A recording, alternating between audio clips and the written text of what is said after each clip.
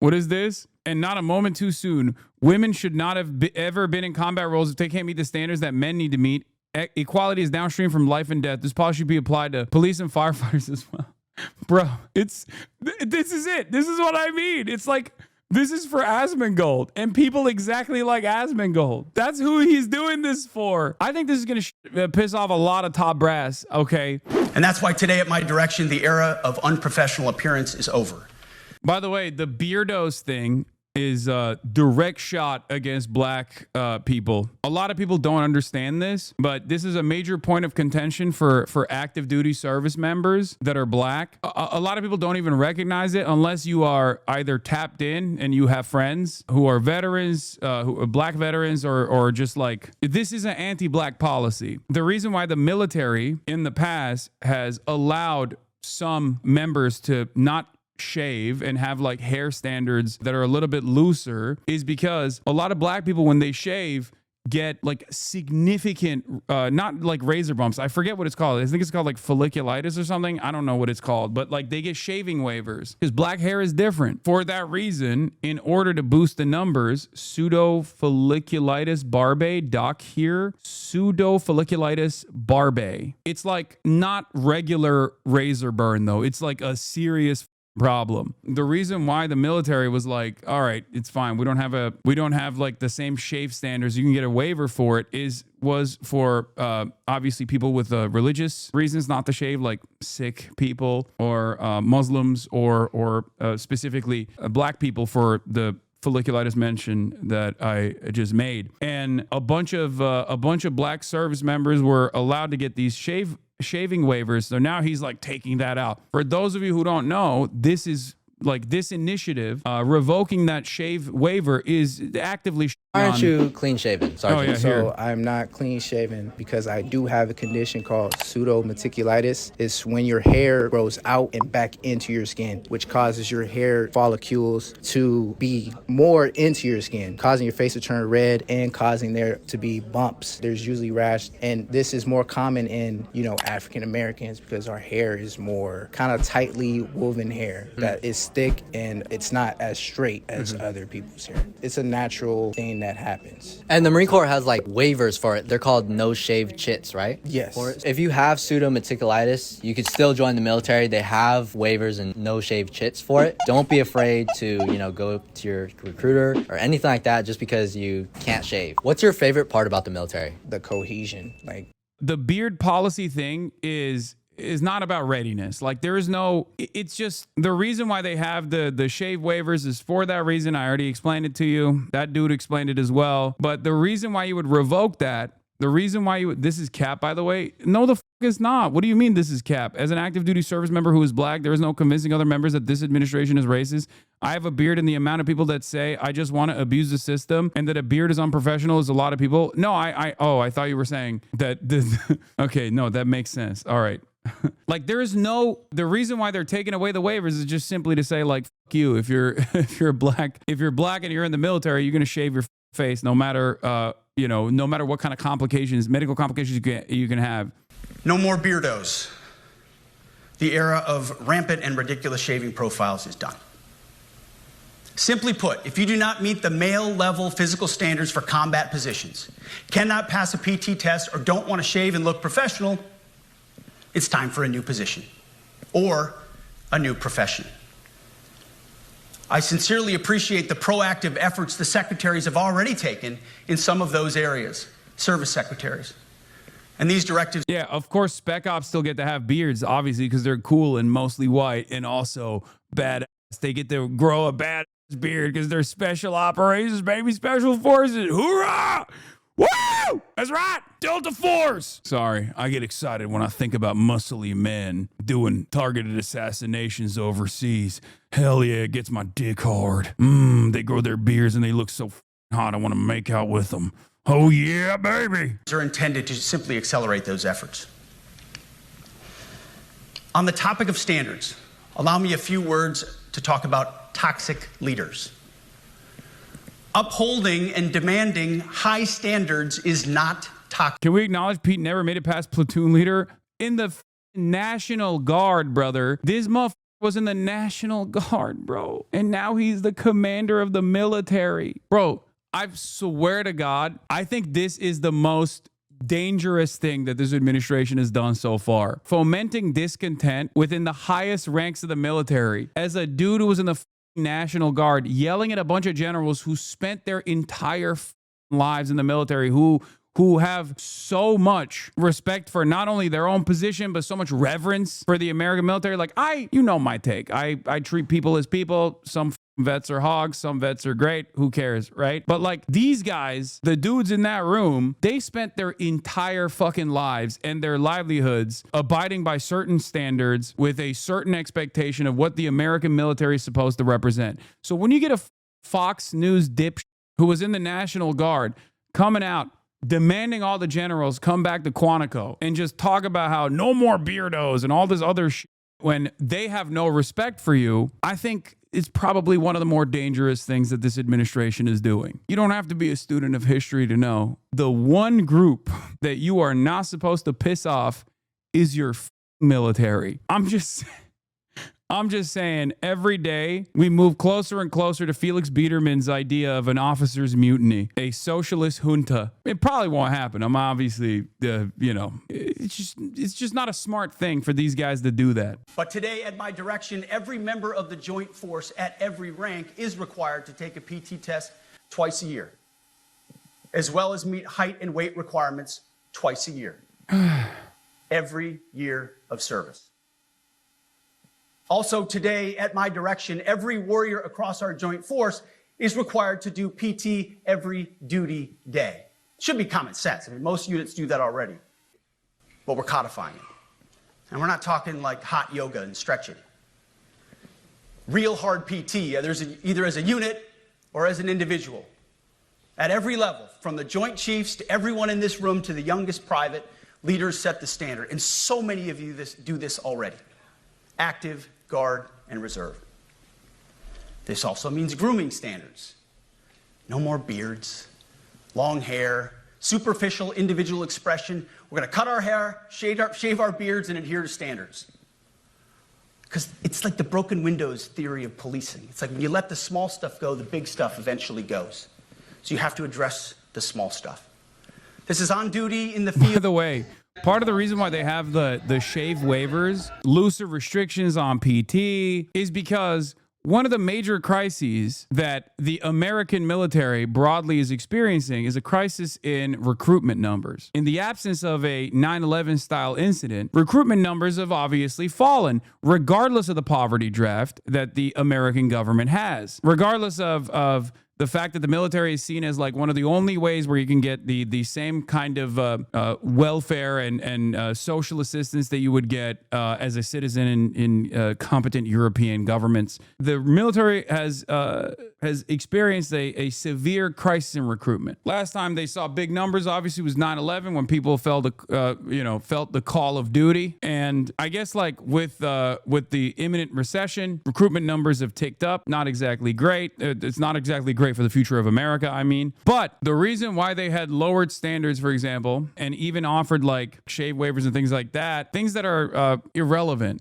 to standards and discipline, like letting black dudes in the military not shave because otherwise their faces explode with blisters, is perfectly normal, is perfectly valid. All of this stuff is just aesthetics. It's just aesthetic posturing from a guy who doesn't even understand the issues that the military currently has. Army vet here. Anyone who's been in the military knows someone like Pete who thinks he knows how the military should be, what standards should be upheld, and how to make the military better, except back then they were never put in charge of any serious operation, maybe cleaning brass from a range. This is kind of scary.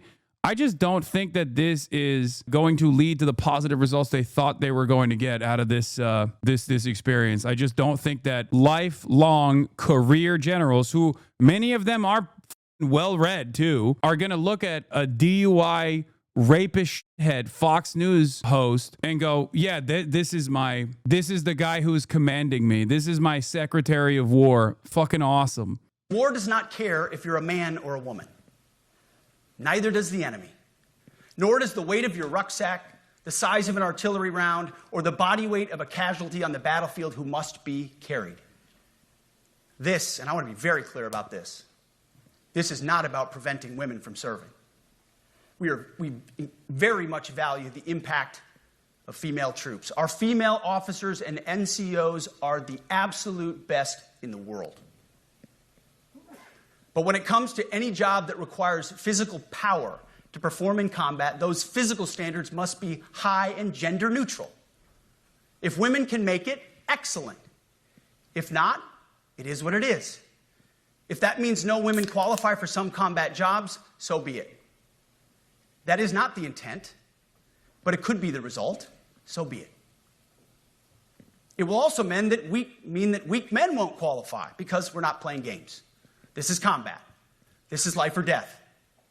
As we all know, this is you versus... Dude, this is literally the fantasy of... This is like having a couch guy run the military. Okay, this is the opinion of a guy who never served from the outside. Like, not saying that he hasn't, he was in the National Guard, but like this is literally the areas where you see this kind of attitude most commonly represented are the dudes who wear like the grunt force outfits, who are themselves fat as shit and never actually served or failed out of basic, right? And the guys who were like, oh man, I was gonna serve, but life had other priorities for me. But like, this is exactly what the military should represent. Yeah, like this is such a crazy thing to watch. It's such a crazy thing to watch unfold. Yeah, baby, let's go. The military, we're bringing strength back to our soldiers, to our brave warriors, man. An enemy hell-bent on killing you. To be an effective, lethal fighting force, you must trust that the warrior alongside you in battle is capable. Truly. What is this? And not a moment too soon. Women should not have ever been in combat roles if they can't meet the standards that men need to meet. Equality is downstream from life and death. This policy should be applied to police and firefighters as well.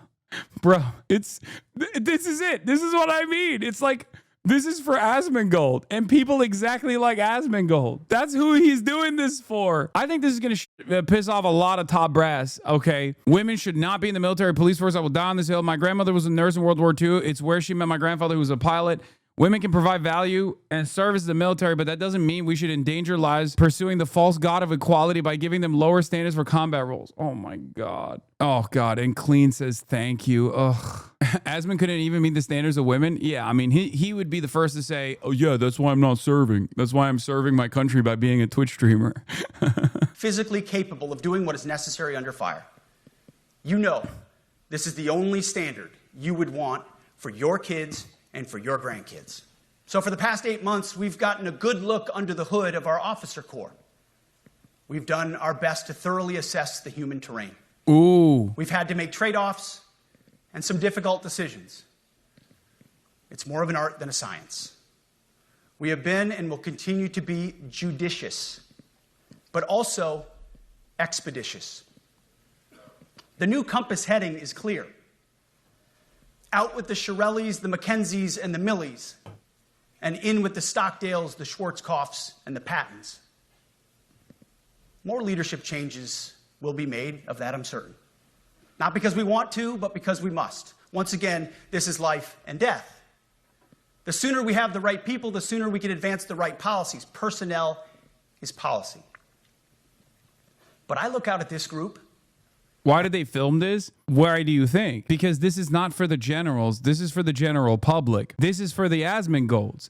This is for the couch potatoes who will never serve, but have developed this like false notion in their minds that the U.S. military has been brain broken by woke. These are the people who looked at Mark Milley saying, of course he's Red Mao. He must understand the enemy, and went, oh my God, he's a woke transgender Marks Milley. We have to fire him. That's who this is for. These guys are so stupid. They literally think that the American military was like running around being like, yeah, we just got to be woke now. We have to be woke. It's so stupid. This one general is all of us during that rambling Trump speech. No, because he's a woke general. That's why he's like, no. Logs, I have a question. I literally disagree with everything this man has ever said, him and Trump, and I am with you on so many things, but what's the problem with having gender-neutral physical tests? Genuine question. I don't even have an issue with the gender-neutral tests or whatever. Ironically enough, I think the reason why they've lowered the standards for testing is literally because for certain positions, you have gender-neutral tests, for the record, number one. Number two, the reason why they've even lowered restrictions or lower standards is because they were facing a recruitment crisis. That was it. That was the reason why they were lowering standards. They actually raised standards, but we still have recruitment issues. I don't know why. No, the reason why the standards were lowered initially was because of recruitment problems, but Pete Hegseth and many other couch potatoes think that armchair generals think that if they actually make the military strong in its optics, that more people will want to join or some shit. And I see great Americans. Leaders who have given decades to our great republic at great sacrifice to yourselves and to your families. But if the words I'm speaking today are making your heart sink, then you should do the honorable thing and resign. We would thank you for your service. Oh my God. But I suspect, I know, the overwhelming majority of you feel the opposite. These words make your hearts full. You love the War Department because you love what you do, the profession of arms. You are hereby liberated to be an apolitical, hard-charging, no-nonsense, constitutional leader that you joined the military to be. Truth be told, for the most part, we don't need new standards. We just need to reestablish a culture where enforcing standards is possible.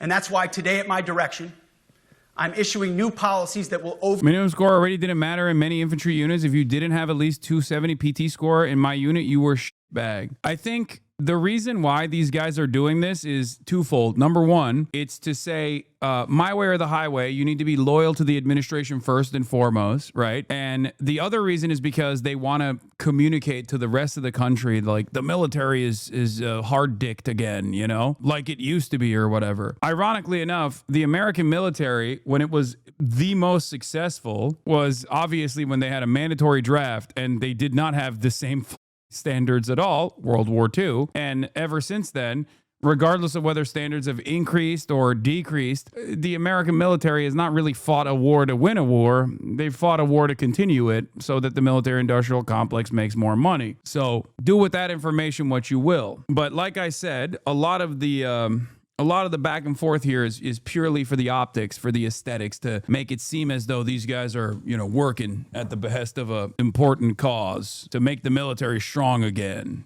that sort of thing. But I think it's a failure on both fronts because this kind of discontent will piss off some of the lifelong career generals, a lot of them, as a matter of fact, getting talked down by like a National Guard dipshit, a drunk rapist himself. And then the other ones, there will be rats who are loyal to the admin, who recognize that this is an opportunity for career advancement, and they'll start shanking one another. This will, ironically, I think, lower military readiness. But what do I know? Overhaul the IG, EO, and MEO processes.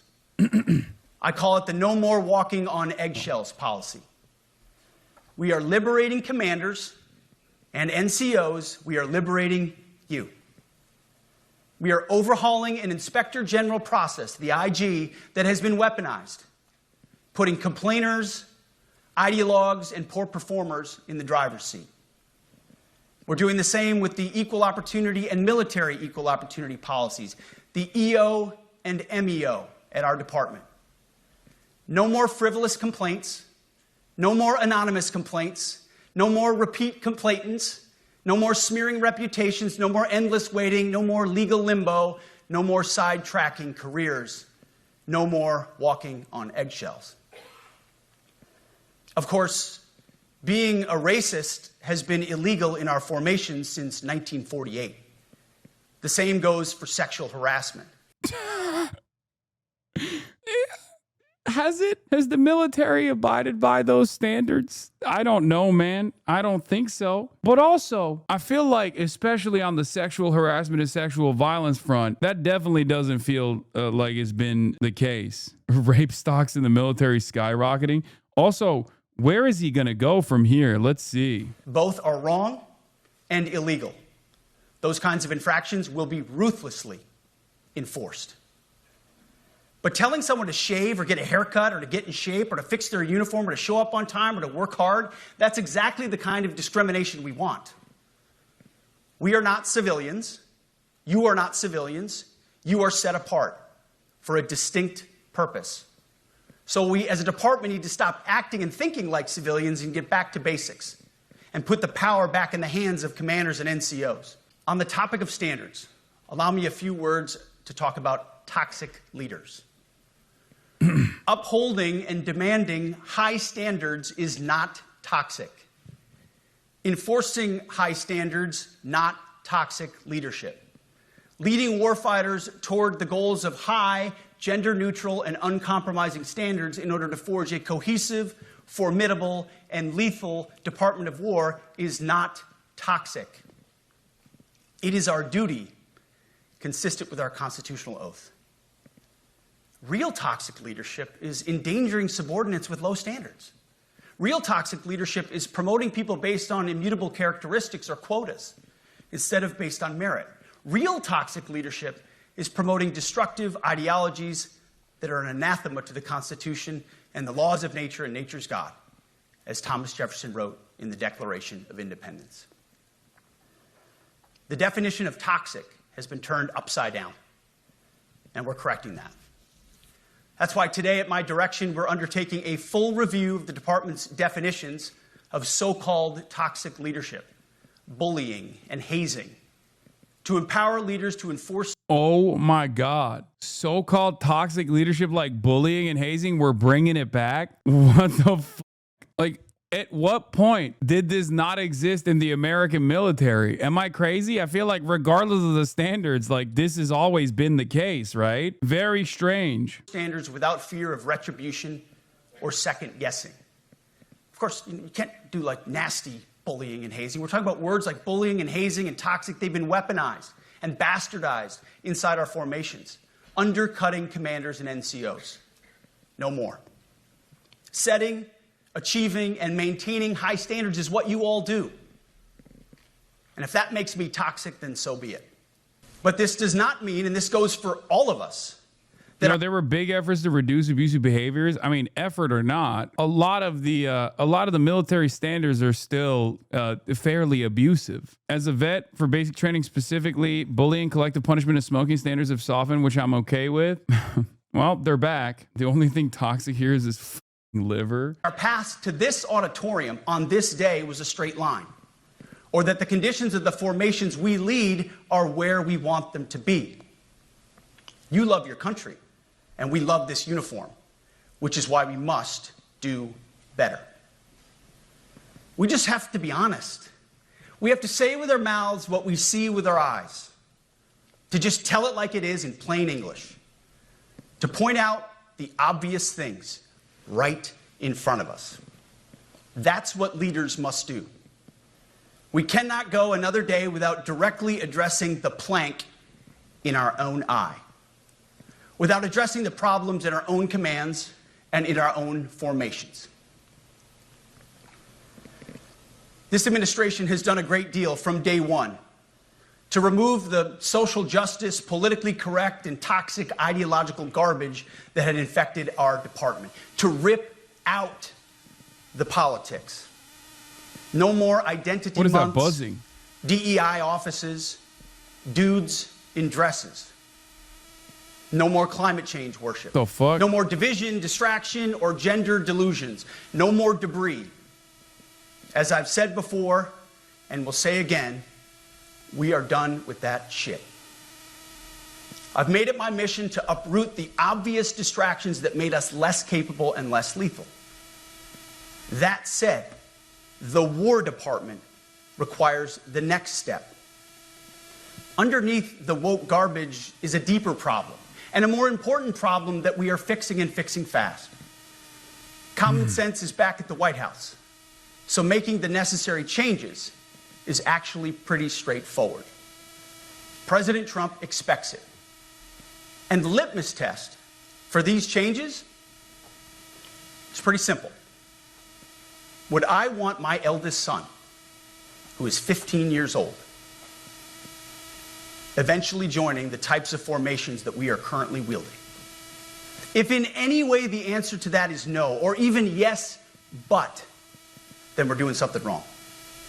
Because my son is no more important than any other American citizen who dons the cloth of our nation.